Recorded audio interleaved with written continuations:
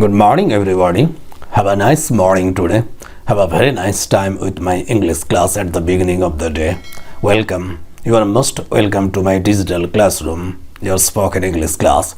Spend just 2 or 3 minutes a day here in my class and be a fluent English speaker very shortly.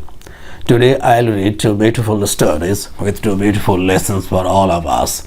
Try to follow me. Yes, with all your attention. Now the stories.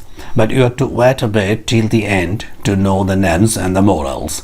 Let's start. The first story. Back in the days when a man was allowed more wives than one, a middle-aged bachelor whose hair was only just beginning to turn grey fell in love with 2 women at one time and married both of them.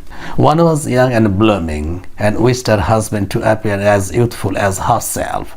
So every night she would comb his hair, and as she did so, she would pull out all the grey hairs.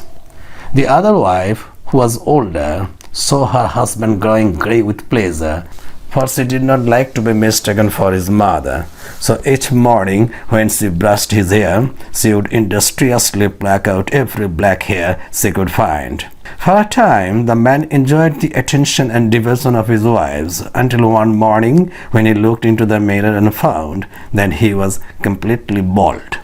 The name of the story, The Man and His 2 Wives. The moral, yield to the caprices of all, and you soon will have nothing to yield at all. The second story, a thrifty old woman kept 2 serving maids to help her with the housework. The 2 maids slept together in the loft, and it was their old mistress's custom to rouse them up at cockcrow. Naturally, the maidservant disliked very much being awakened before daylight every morning.